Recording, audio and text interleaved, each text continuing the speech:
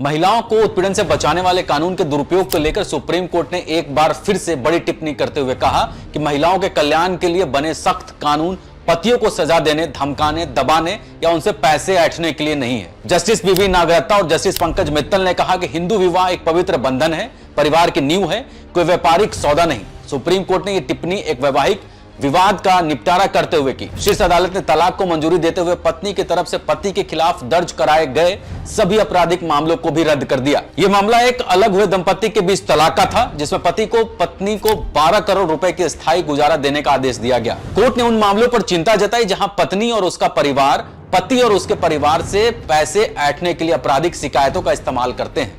शीर्ष अदालत ने कहा कि पुलिस कभी कभी जल्दबाजी में कार्रवाई करती है और पति के साथ उनके परिवार रिश्तेदारों को भी गिरफ्तार कर लेती है। ऐसे मामलों में जमानत मिलना भी मुश्किल होता है। कोर्ट ने कहा कि पत्नियों को ध्यान रखना चाहिए कि यह कानून उनकी भलाई के लिए है, ना कि पतियों को परेशान करने के लिए।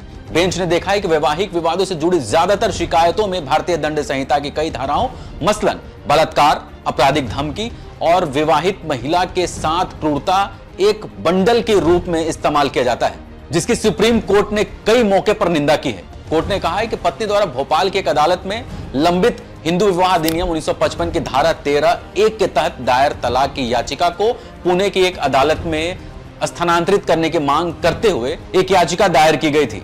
पति ने संविधान अनुच्छेद 142(1) के तहत वैवाहिक संबंध खत्म करने की मांग की थी। बेंच ने कहा कि शादी वास्तविक में बिल्कुल भी नहीं चली। गुजारे के मुद्दे पर शीर्ष अदालत ने कहा कि पत्नी ने दावा किया है कि अलग हुए पति ने कुल संपत्ति 5 करोड़ इकट्ठे किए हैं। इसमें अमेरिका और भारत में कई व्यवसाय भी हैं। उनका यह कहना है कि पति ने अपनी पहली पत्नी को अलग होने पर वर्जिया के एक घर के अलावा कम से कम 5 करोड़ रुपए का भुगतान किया था। महिला ने इसी के मुताबिक अपने लिए भी गुजारा भत्ता की मांग की थी। इस पर बेंच ने कहा कि अक्सर देखा जाता है कि गुजारा या भरण पोषण के लिए अपने आवेदन में पक्ष अपने जीवन साथी की संपत्ति, स्थिति और आय का जिक्र करते हैं और फिर एक ऐसी राशि मांगते हैं जो उनके जीवन साथी की संपत्ति के बराबर हो सके। बेंच ने कहा कि पुणे की पारिवारिक अदालत ने 10 करोड़ रुपए का आकलन किया है, जो याचिकाकर्ता के हकदार अस्थायी गुजारे की मात्रा है।